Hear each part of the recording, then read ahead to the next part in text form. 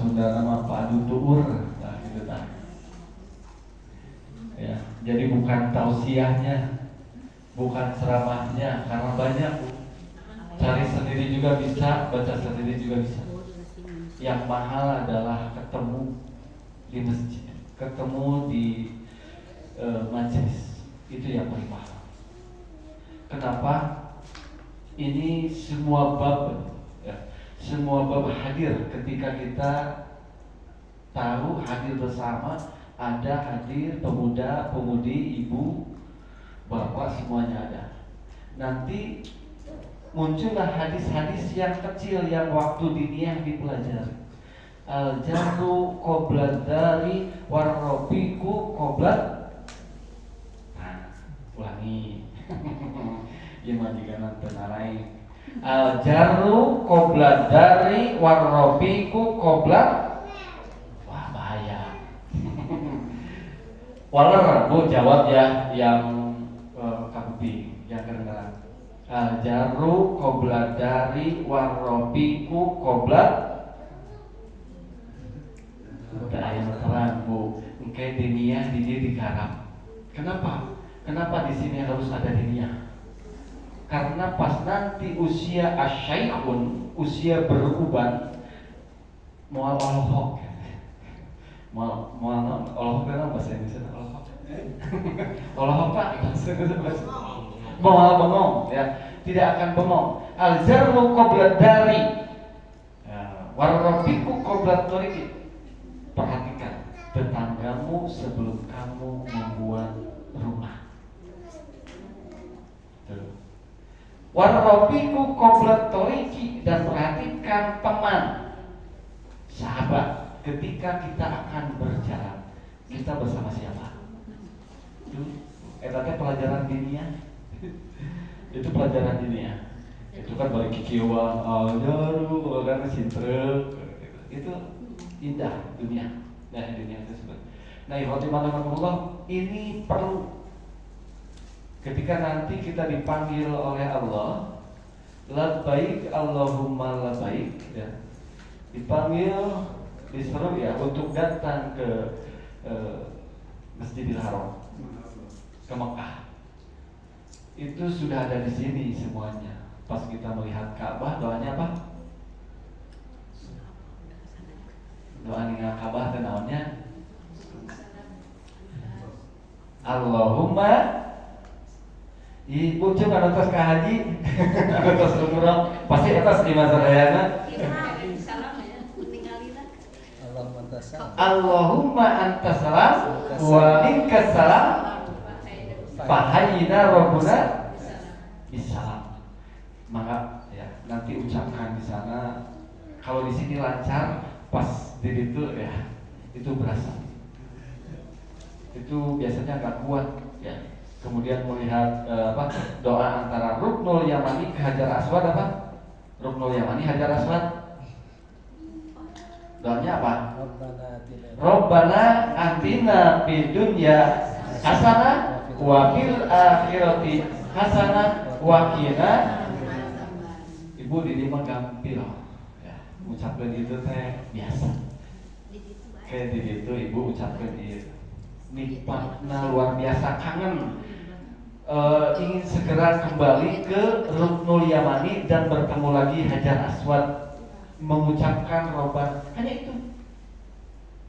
Daya nama jingkrit tilu apa? Jingkrit ya, tilu apa? 3 putaran.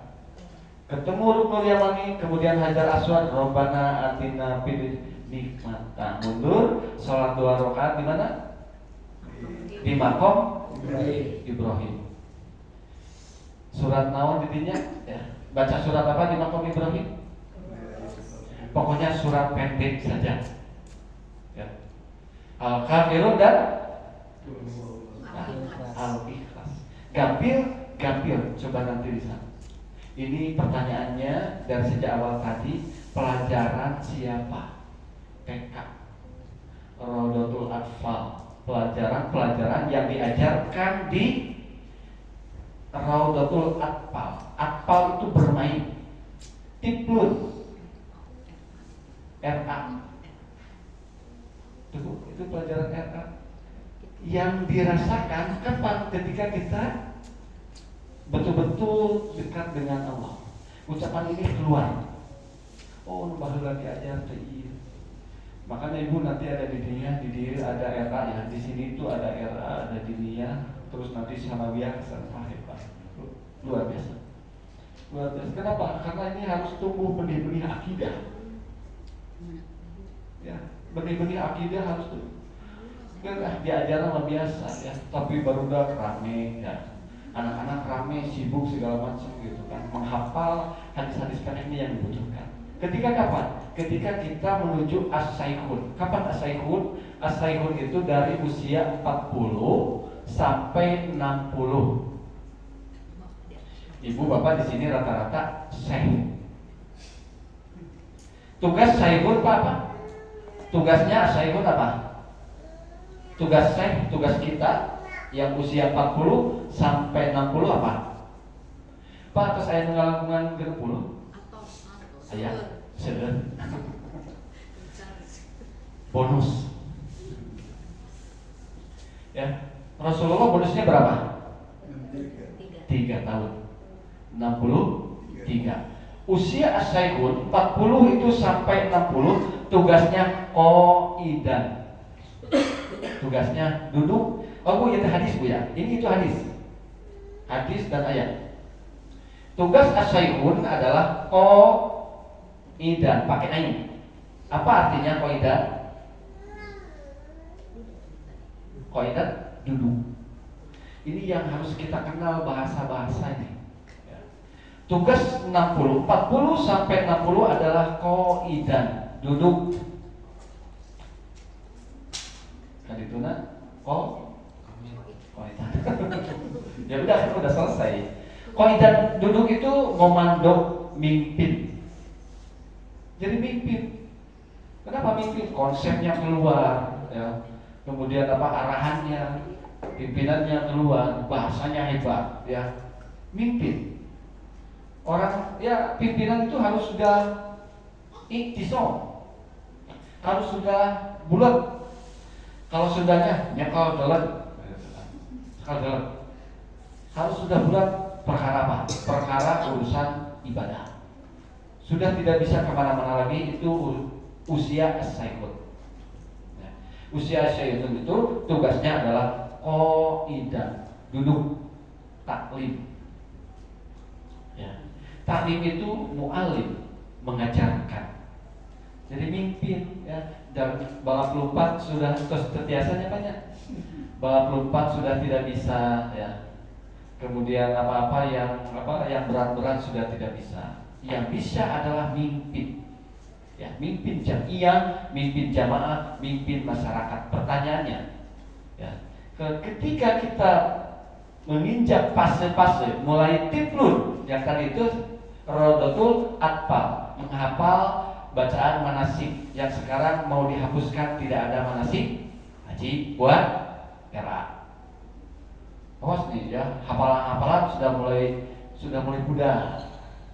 Rasa cinta anak untuk menghafal yang pendek-pendek tadi ya, al-jarru qabla dari warrobiku qabla toriki. Kemudian apa? Ihfadillah yahfadka, atau al-kasalu daun, gitu kan.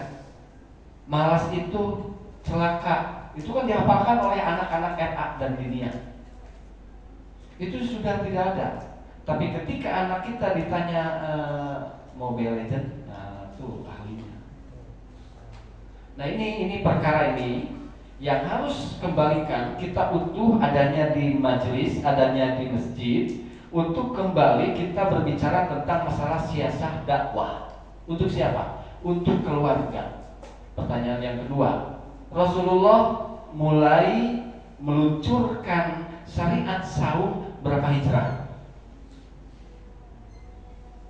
Berapa tahun hijrah? Hijrah ke berapa itu? Ke satu apa kedua? Kedua, Pak. Kesatunya apa? Kesatunya Rasulullah mengadakan instruksi kepemimpinan yang dipimpin oleh Hamzah. Diajarkan masalah kepemimpinan, kemudian diajarkan urusan masalah jamiah, ya, rapat. masalah rapat. Ya. Ada masalah rapat semua, begitu. Bukan mendengarkan ceramah-ceramah teka masih oke kebaik dah kakuping gitu. Biarkan saja nggak kebisi juga kedengaran dari luar. Bukan. Butuh seperti ini, butuh padu tukur. Nah, kenapa? Karena nanti yang sakit tahu siapa. Ini urusan silaturahim. Nah, ini tidak hadir, kenapa? Itu urusan. Itu terasa betul sampai pada akhirnya pertanyaannya, kalau ada yang meninggal, kami bisa ke Pak Haji Apip, bisa ke maut mengamandian sahab. Mengamandian Pak Haji Apip, yang memandikan Pak Haji Apip siapa nanti? Bukan. Yang memandikan adalah yang hidup. Oh iya benar. Karena Haji Apip sudah meninggal. Yang memandikan adalah yang hidup. Kaitan yang hidup dengan yang meninggal apa nih? Rasa yang muncul akidah nih, ya. Awas, gara-gara itu nanti jadi luntur, jadi pertanyaan. Kenapa yang meninggal gunung hirup ya? Oleh yang hidup diginikan mandinya, dikuburkan, kieukeun, tuluy dikembangan, tuluy dipayungan. Wah, jadi pertanyaan itu. Siapa teman kita? Siapa tetangga kita? Sampai di mana dakwah kita, kecintaan kita terhadap Rasul, sehingga nanti ketika kita ditanam di tanah bukan secara syariat. Itu bahaya. Gali kuburan cecemkeun nya adana. Itu terus dicayan, dikembangan. Ini bukan urusan masalah bid'ah, ini urusan masalah akidah. Begitu. Kalau misalkan akidah kita beda dengan Rasul, kumaha? Nah, itu matakan nanti siapa yang akan memandikan kita ketika kita maut? Ya yang hidup. Siapa itu yang hidup? Kalau kita tidak bertemu selama ini dan tidak belajar, nah ini masalahnya. Alhamdulillah, jamiah urang ayana persatuan ya.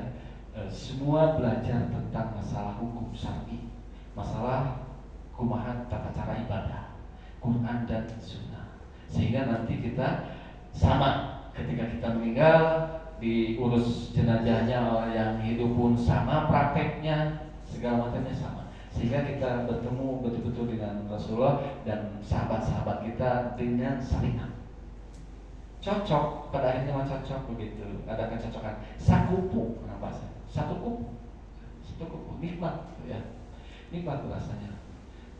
Rahmatullah, saya bikin makalah sebetulnya buat apa ya? Buat merojaah saja, menanamkan akidah pada anak sejak dini. Itu akidah. Akidah itu apa? Akidah itu namanya akidah. Keyakinan. Keyakinan itu kepercayaan bukan Bu? Oh itu ya. Masalah akidah Bu, masalah keyakinan. Nah, akidah kan contohnya apa? Contohnya akidah begini.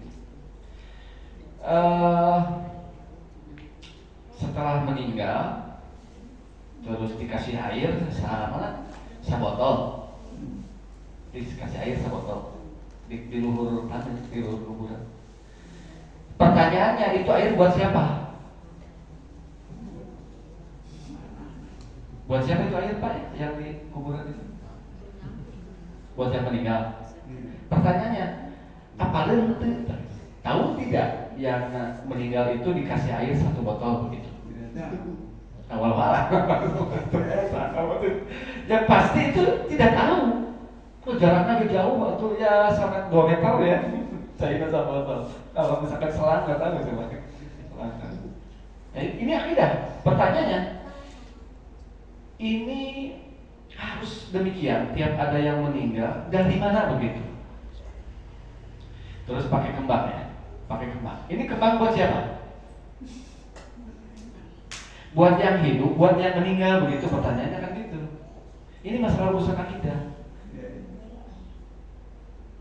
Oh, teka hati. Kalau misalkan sudah tidak masuk akal, ini ibadah.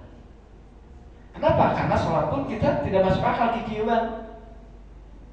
Apa-apaan ini?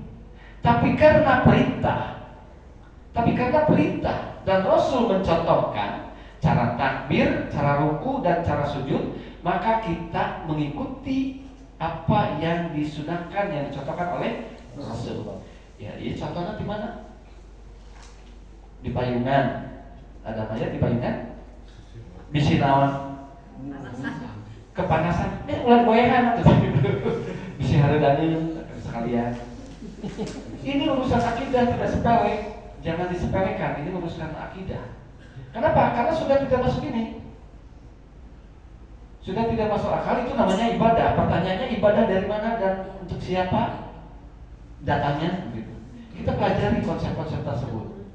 Nah, kalau nanti ada yang kemas. Nah, ternyata kemasannya bukan kemasan dari Rasul begitu. Sekarang pakai wah yang meninggal itu pakai apa? Ya, pakai itu. Sekarang sudah pakai itu barisnya, sudah pakai itu sekarang. Wah, itu dibikin apa? Dibikin mellow begitu ya. Barbar. Begitu ya. Nah, untuk siapa? Nggak tahu, nanti kita anak cucu kita, keturunan kita. Cucu berapa Pak? Cucu udah berapa? Ada berapa cucu? Banyak ya cucu. Itu hilang itu. Incu berapa incu? 9. Ada semua Pak ya?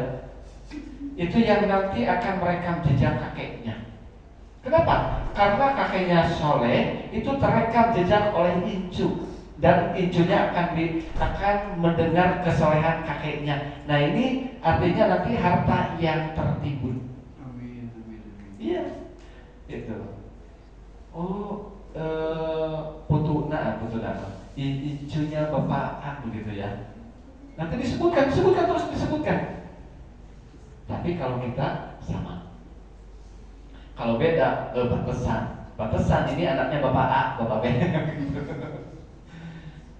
Menjadi cap kepada nanti anak. Terus generasi kita yang pada akhirnya kita ditanya. Satu, kita tanamkan akidah kita sejak dini. Seperti itu. Nah, jadi tugas kita sebagai as-saikhun adalah qaidah, duduk ya, merapatkan barisan bagaimana kita membumikan Quran sudah.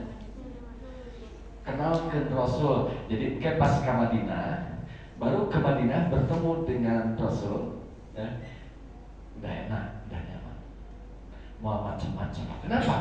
Karena di sana nanti orang yang tidak mempelajari tentang fikih-fikih yang benar, ketemu Rasul oge makamna gitu ya, makamnya sudah musyrik. Dilapat gitu. Udah nggak jelas. Rasul tidak seperti itu. Ya. Makanya kita terus ada yang di Ka'bah disesuaikan gitu ya, bawah tanahnya di bawah segala macam. Pasti sedemikian rupa. Kenapa? Karena ya antara umroh, haji dan musyrik itu tidak bisa salah satunya tidak dipelajari, harus dipelajari semua. Umroh, haji dan musyrik harus kenal semua. Umroh apa? Atas umroh. Sudah umroh ya? Umroh itu apa? Umroh itu adalah takmirul masjid, memakmurkan masjid. Itu beda dengan kieu. Tapi Rasulullah memberi poin lebih bahwa nanti kalau ke sana bertemu dengan Masjidil Haram ada bonus sekian pahala begitu. Itu untuk lebih yakin bahwa Rasulullah berjuang seperti ini, Rasulullah berjuang seperti ini. Ternyata betul, tempatnya pun ada. Nah sekarang itu Museum Wahyu ya, yang di Gua Hiro sekarang dibikin museum. Ini hati-hati, karena apa? Karena yang menggarap bukan dari Muslim saja. Ini benderanya pun bendera Amerika. Disebut Museum Wahyu sana. Nah kita coba di sana kemarin di sana aktif gitu ya, di Gua Hiro aktif, di Museum Wahyu juga aktif. Apa yang disampaikan oleh para penerjemah, dari Kairo, ada yang dari Mesir. Mereka itu menyampaikan sejarah-sejarah tentang Rasul. Bagaimana sesuai nggak sirahnya dengan ini. Terus kita jeli. Kenapa? Karena nanti anak cucu kita ke sana. Ya, itu lain ke Pamijahan. Ya, bukan ke Pamijahan atau kemana, ke Garut. Sekarang ada apa yang baru-baru ini siapa yang akan memindahkan sama itu? Nah, begitu. Yang ujung-ujungnya stres seperti itu ya, orang stres. Nah, ikhwatiman rahimakumullah, saya coba mengutip syarah hadis dari hadis Arba'in. Ihfadillah yahfadka. Jaga Allah, pasti Allah akan menjaga. Ya, gitu kan. Ini disampaikan kepada siapa? Kalimat ini disampaikan kepada siapa? Kepada anak cucu kita. Usia berapa? Usia 9 tahun. Itu usianya siapa? Ibnu Abbas. Ibnu Abbas menuju usia 8 tahun. Sasarangan jeung Rasul dina pangkereun kendaraan anak, dina onta ku Rasul disauran ya gulam. Ya anaki, wahai anakku, akan aku ajarkan satu kalimat yang hebat. Itu Rasulullah mengajarkan kepada Ibnu Abbas. Ibnu Abbas itu tukang naon atau jadi Rasul teh. Begitu. Terus Rasulullah mengajarkan kalimat ini di usia Ibnu Abbas 9 tahun. Pertanyaannya, kalimat ihfadillah yahfadka, jaga Allah pasti Allah akan menjagamu, kata Rasul kepada Ibnu Abbas. Pertanyaannya, kalimat tersebut kalau kita ucapkan kepada anak kita, ngerti mual gitu ya, mereka paham tidak? Bisa paham. Kenapa? Karena kita terbiasa ngaji, terbiasa ke masjid, ya terbiasa membaca Quran, dan anak kita pun, cucu kita pun sama, yang pada akhirnya anak mengerti. Nah, Pak, jangan begitu ya. Ihfadillah yahfadka. Bukan itu ternyata memberikan uswah, ya, memberikan contoh, memberikan gerak-gerik gitu yang sesuai dengan Quran Sunnah. Nanti anak kita melihat ini penting. Gusur bawa hadir, maka nanti Raudatul Atfal, Tamyiz, Murahaqah, As-Sabab, As-Sakun, selamat ya. Selamat berjumpa kembali dengan doanya apa? Doa Bade Bobo. Doa Bade Bobo non Bu. Bismika Allahumma ya amutu ahya. Eta mah TK. Itu mah TK Pak ya. Allahumma fadni. Siap. Mah kasulit. Allahumma fadni bil Islam kau iman. Ya Allah, jagalah aku, keluargaku, anakku, suamiku, cucuku bil Islam, dengan Islam. Kau iman ketika berdiri. Nomor 2, wahbatni bil Islam qaidan. Ya Allah, jagalah keluargaku, aku, keluargaku, istriku, suami, ya anak, cucu dengan Islam ketika duduk. Ya, cari. Terakhir, wahbatni bil Islam. Imanmu apalkeun? Rokidan. Nagoler. Sudah tidak berdaya apapun, tapi Allah menjaganya dengan Islam. Supaya apa? Bahasanya keluar. Dengar Rasulullah lamun gering kurang.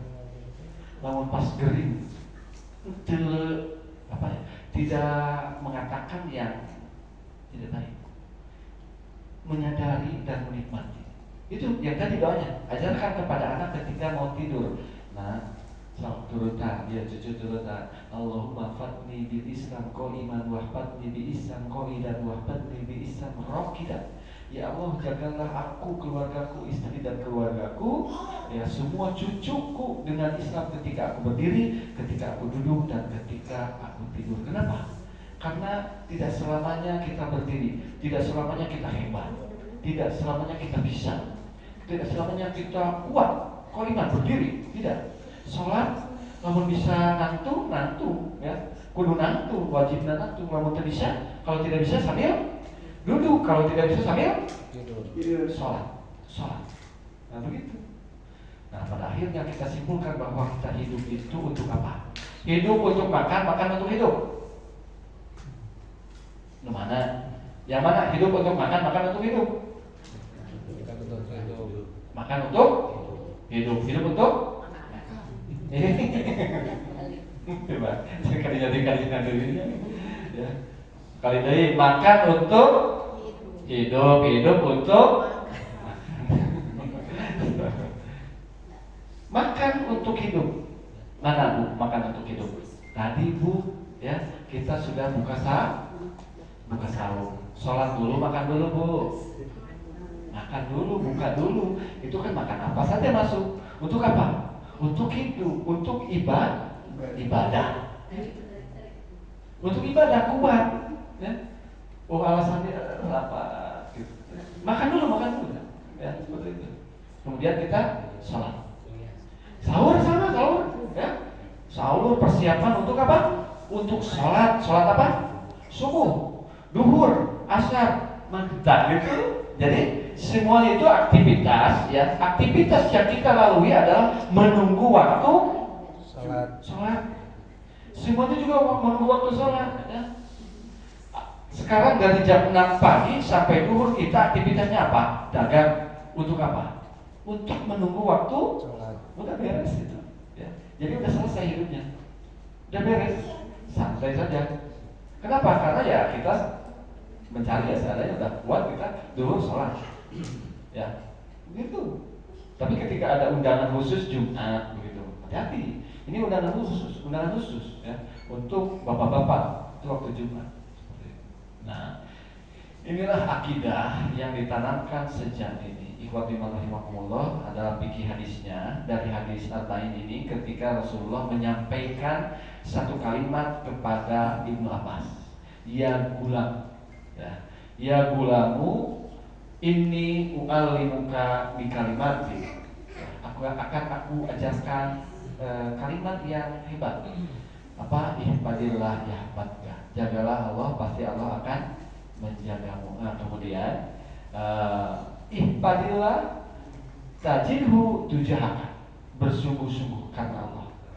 Jihad ya, seperti itu. Kemudian nih, idza sa'alta fas'alillah. Kalau ada pertanyaan, kalau ada masalah, kembalikan kepada Allah. Itu diajarkan terus. Nah, di sini ada yang hebat Bu ya hadisnya. Kenapa kalimatnya gulam begitu? Ini pertanyaannya. Ibnu Abbas usia berapa kalau gulam begitu ya? Kalau anak kecil tadi tiplun, rodotul atfal, kemudian yang ke atasnya tamyiz, itu tamyiz itu SD. Nah, dari SD ke SMP itu gulam menuju murahaqah, itu kermemejitna. Ya. Sedang hebat tamyiz, gulam. Anak itu sedang hebat, ya, sedang cerdas.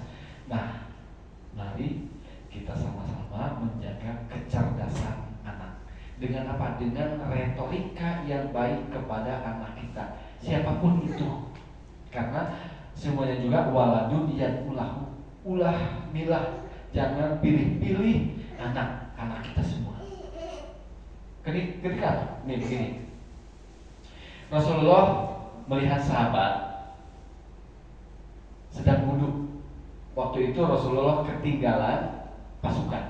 Rasulullah di belakang, tapi sahabat sudah duluan. Pas sahabat sedang berwudu ingin melaksanakan sholat asar, tapi nya'ana Rasul ke sahabat ya.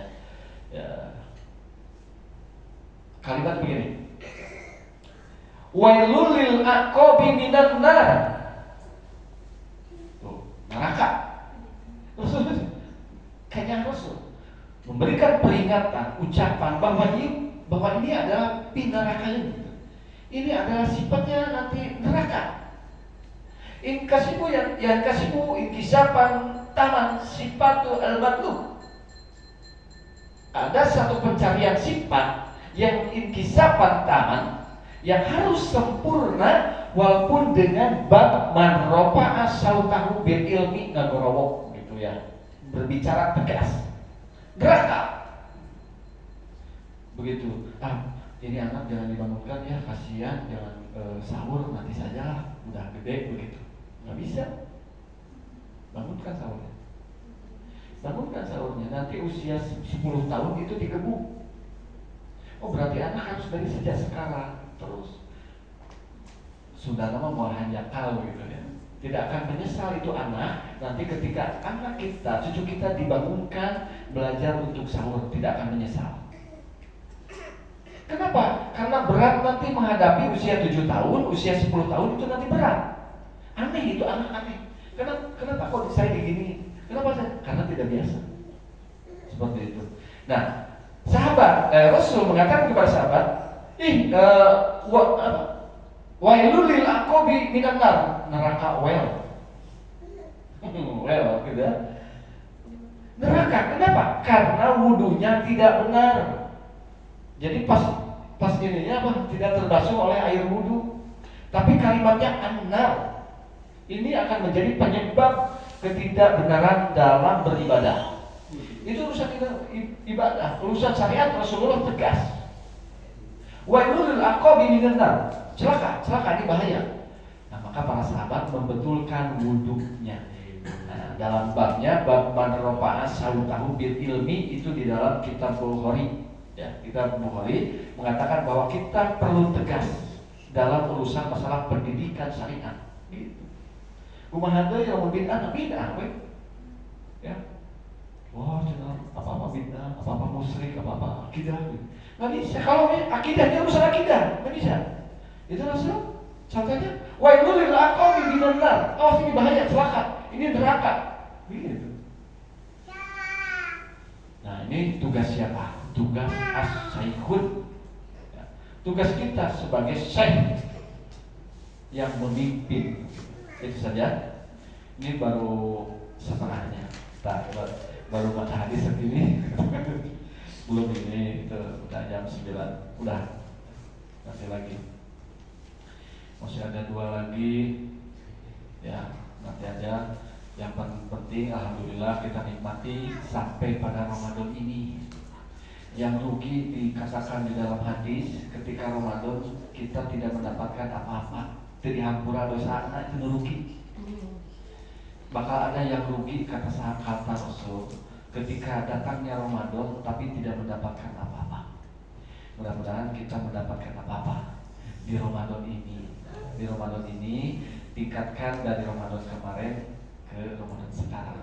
Kalau kemarin tidak tamat baca Qurannya, sekarang baca tamat gitu.